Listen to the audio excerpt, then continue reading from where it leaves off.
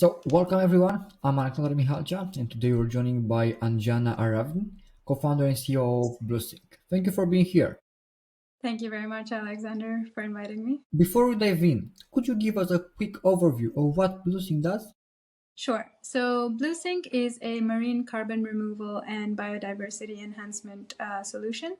What we do is we have a patented material that we place on seafloors, and it helps to accelerate the process of carbon capture and removal from the oceans.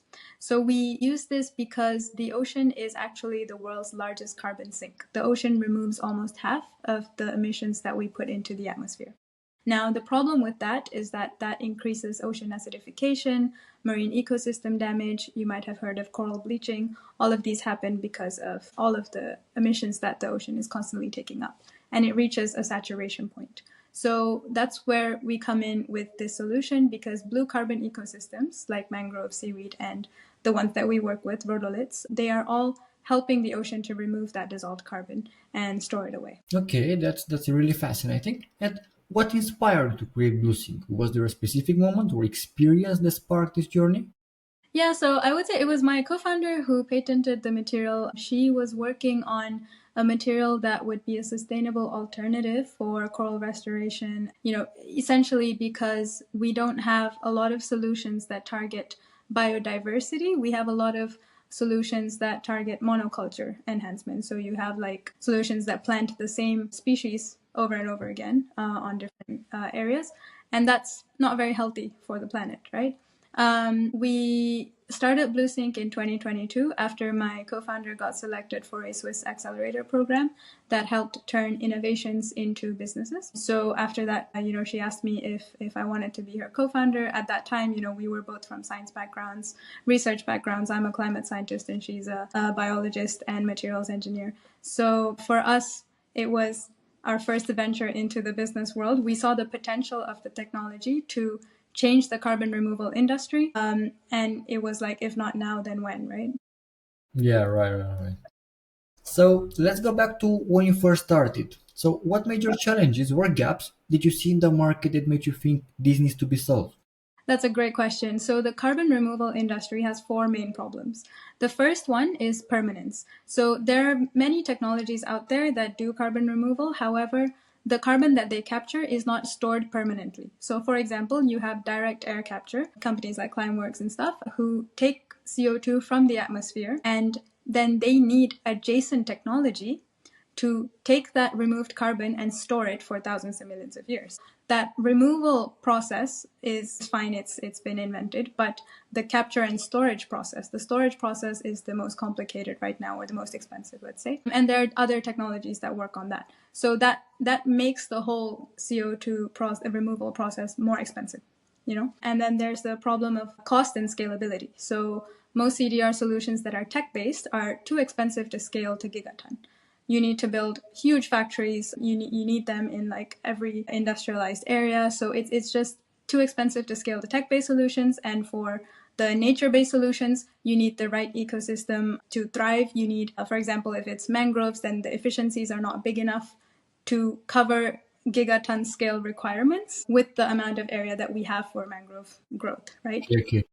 And then the third one is the fact that the LCA ratio is one of the best in the market. What that means is the amount of carbon that you emit in the process has to be obviously less than the carbon that you capture, right? Because you're supposed to have a net positive effect on the planet.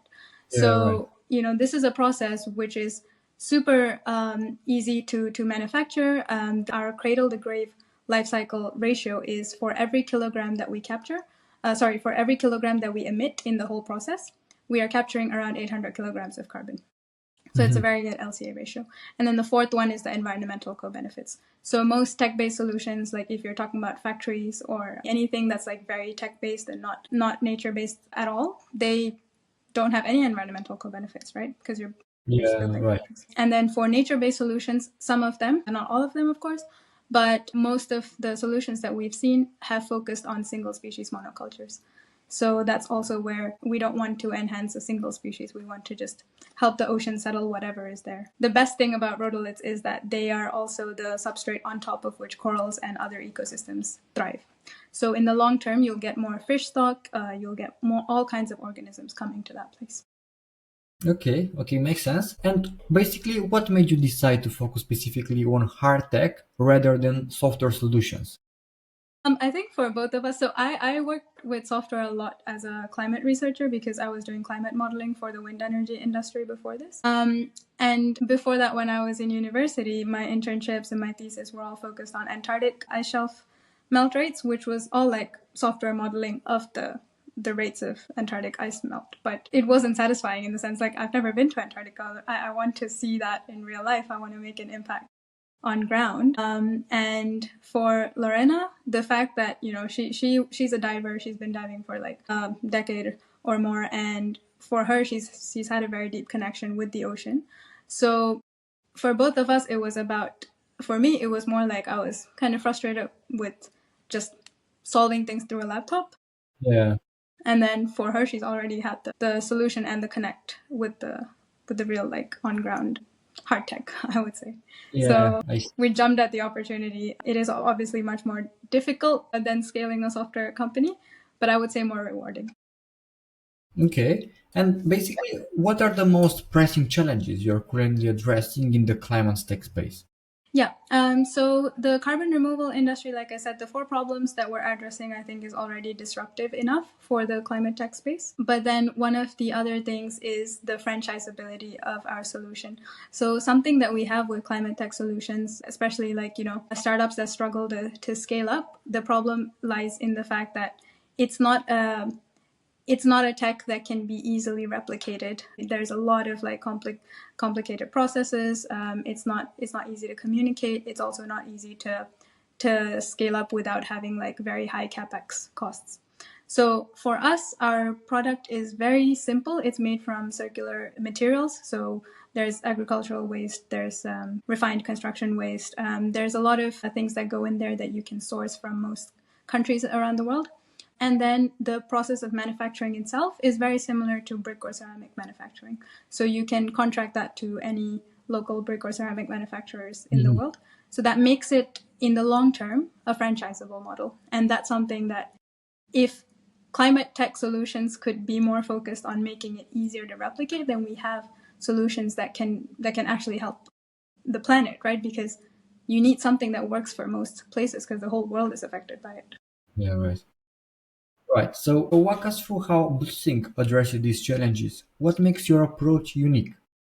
Yeah. So for us, the franchisability thing has always been our main, I would say, differentiator, just because we don't want to, in the long term, have to control the manufacturing and logistics ourselves. We want to be able to give that power to the local communities.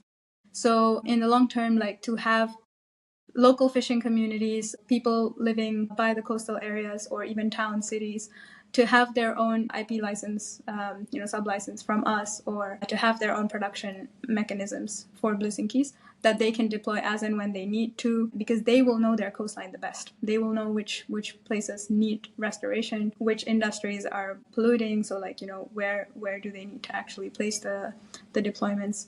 So all of those things, I think it would be much more democratized with Blusink. And for example, how do you approach scaling a climate tech business in today's market? Yeah, that's been quite a journey. So when we started, we were extremely lucky in that we got our first investment quite quickly.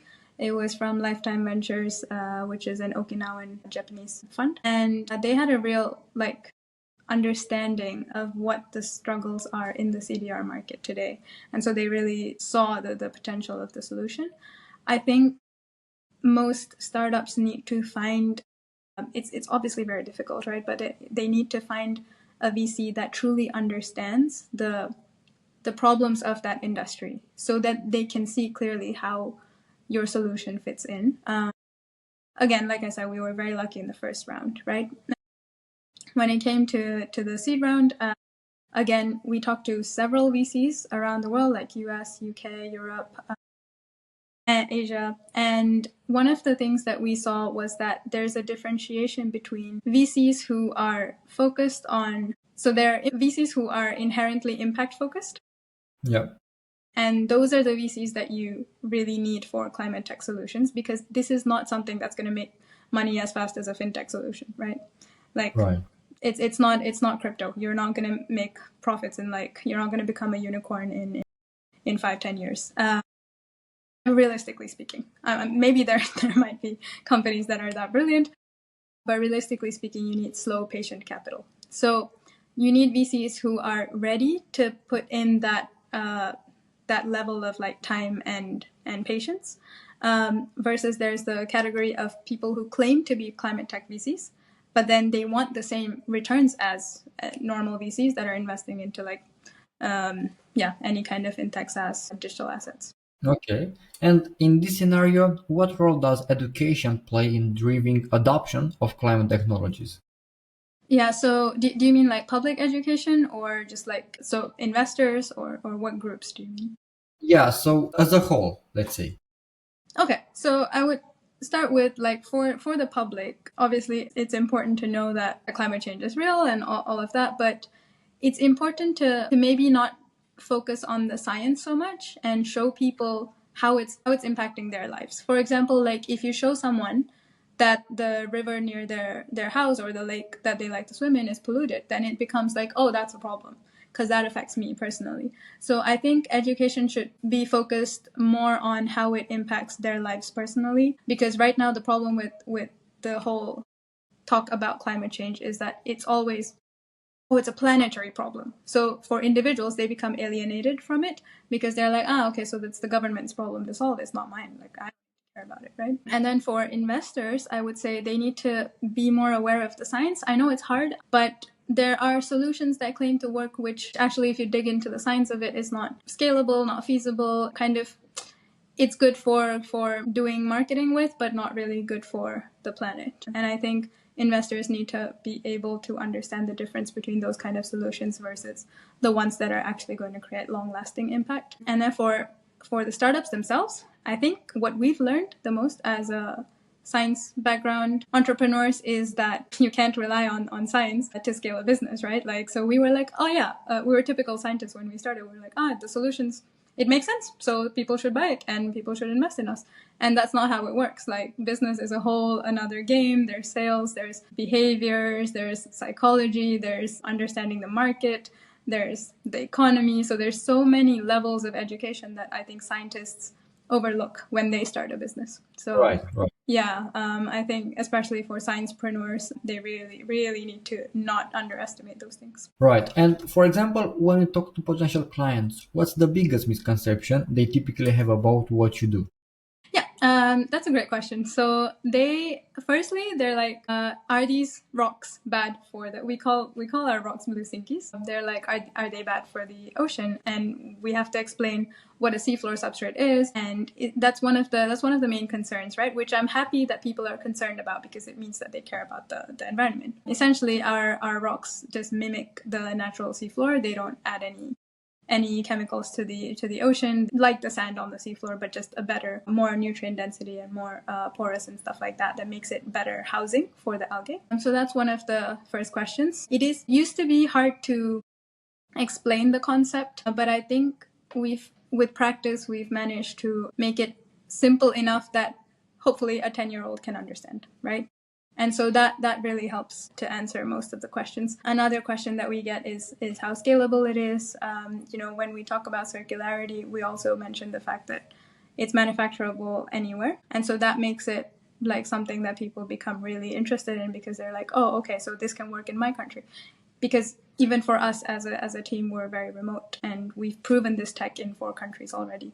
It just goes to show that we can keep deploying in different regions, and it will impact positively in most regions around the world. Okay, I see. Also, could you share a specific success story of a client who saw significant results using your solution? Yeah, sure. So we are now doing a bunch of pilot deployments. So we've done pilot deployments in Colombia, Portugal, Maldives. The most successful one, I would say, is the deployment we have in Madeira in Portugal. So there we have a patch of Blusinkies that have shown tremendous growth and also carbon capture rates. So the report is it's on our website. You can look it up. But that's one of our favorite projects so far, just because it's also located near a rhodolith research center, so they are able to monitor for us and show the science, right? And that I think is it's also going to be the core essence of our methodology, our DNA, because they've proved the individual carbon quantification rates per Blusinky, which if we can create a methodology, so we're working on that this year with one of the big carbon accreditors, then we will become the first in the world to do carbon removal with that. Okay, that's impressive. Okay, now looking at the broader industry, what trends are you seeing emerge? Yeah, so carbon removal, I mean, so climate tech in general, I would say it boomed for a bit, and then now we have, like the US making significant changes, kind of the other way. But what I see overall is that most countries still want to do some kind of net zero targets, and they still want to conserve their biodiversity. Most of the non-industry, like let's say governmental or NGO clients that we've talked to, they are more interested in the conservation aspect, obviously also decarbonization, but I see that they're very aware about the fact that biodiversity loss is also a huge problem, and that's really refreshing to see. So whether it be for the purpose of biodiversity enhancement or for the purpose of decarbonization, I think it still works out to help the planet. Yeah, I think that's also a key point for carbon removal startups, is always have a revenue source that is not just reliant on carbon credits, because the carbon credit market is still nascent. It's still figuring itself out. It's not something that we can rely on for consistency. Right, right. And for example, how is the climate tech landscape different in various regions like UAE, UK, US, and Asia? Yeah, very good question. So in the UAE, they're doing a lot more projects related to climate now. So, for example, the Abu Dhabi Environment Ministry recently announced their giant marine conservation project. Dubai is doing their own. Oman, Qatar, all of these neighboring countries are also coming up in the space of like restoration and blue carbon. So I think the region itself is very interested. And UAE is attracting a lot of climate tech talent using even accelerator programs like Hub 71, which we're a part of. The UK has been quite focused on it. I would say US, like I said, trends are changing, but investors are still interested. So there's still the climate tech investors in the US are still keen to get climate projects going. Maybe with regulations, it might be a little harder to deploy in that country now, but it might be easy for them to still have projects outside. The climate tech landscape itself, I would say, I think it's slowly but steadily progressing. It's not going to go away, and I see a lot more climate tech accelerators popping up around the world, especially in Asia. There's a lot of so the Singaporean government has a carbon tax, which has allowed a lot of companies or startups to grow because they see that gap to be filled, right? So yeah, a lot of in Japan also starting the J credit scheme and stuff. A lot of Eastern countries are looking into that space as well. Okay, interesting. And what do you see the biggest opportunities for climate change in the next, let's say, 3, 5 years? Yeah, so I would say primarily it would be solutions that can help to decarbonize the supply chain.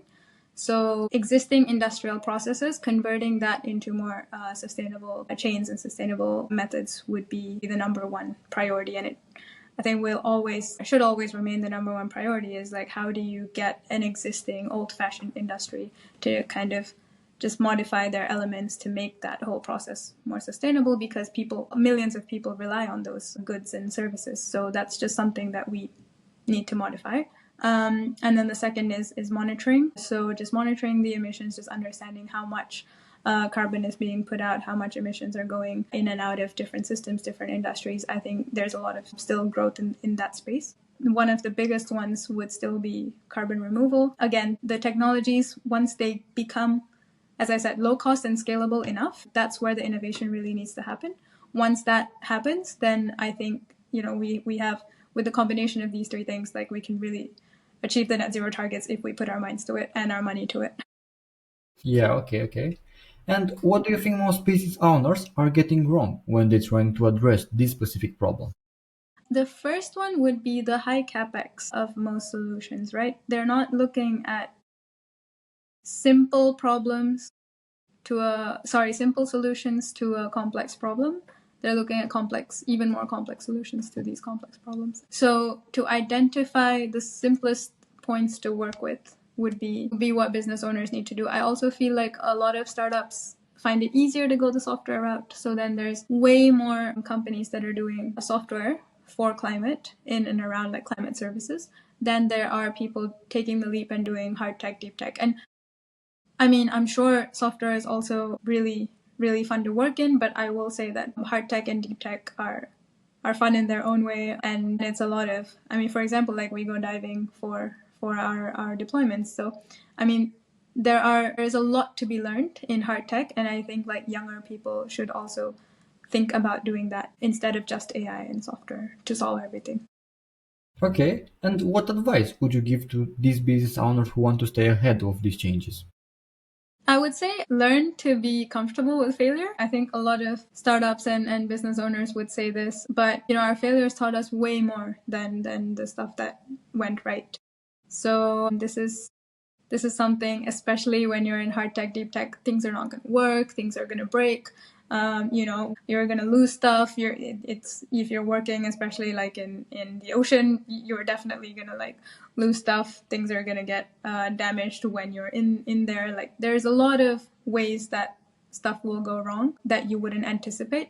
So instead of feeling bad about it, just learn to have more failures, learn to experiment as much as you can, and try to experiment in parallel, right? Like if you can have five university students do 10 different experiments for you in parallel, like that's way better than hiring one expert, decades of experience, to do like one master plan. I think that's yeah. Right. Right, and for the entrepreneurs who are looking to enter in the climate tech space, what advice would you give for them? I'd say make sure that you know the problem you're solving for, so the niche that you're filling, because actually there are so many niches that we don't see, right? It really helps if you talk to industry professionals. So I'm not talking about, so for example, if you want to solve a problem in the wind energy industry, talk to the engineers, the wind engineers, and ask them like, hey, what softwares are you using today? What are your complaints, right?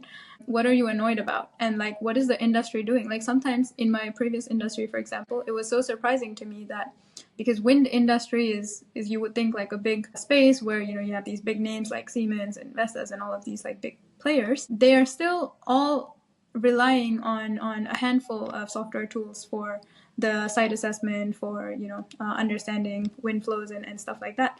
So there's not much competition in those spaces. And so if you understand that from industry professionals about the climate industries or any kind of like related industries that you want to solve for, it helps a lot. Yeah, great advice also. So, as you wrap up, what's next for Blusink? Any exciting developments on the horizon? Yeah. So plenty actually. So this year we are scaling up our manufacturing. So next month we will be looking at our first factory layout, and then we will be deploying in Southeast Asia next. So our deployment will be in Malaysia, and then we will also be getting certified. Hopefully by next year, we've started the process with Plymouth Marine Labs, who will help us build a model for the certification, and then we're also going to expand the deployment in Portugal. We might be working with some research institutes in UAE and Saudi, and also looking at expansion into Japan. So I think a lot of exciting things, and we're hiring. So if anyone's listening to this podcast wants to talk to Blusink, just reach out. Great. So that was my next question. So for listeners who want to learn more or potentially work with Blusink, what's the best way to get in touch?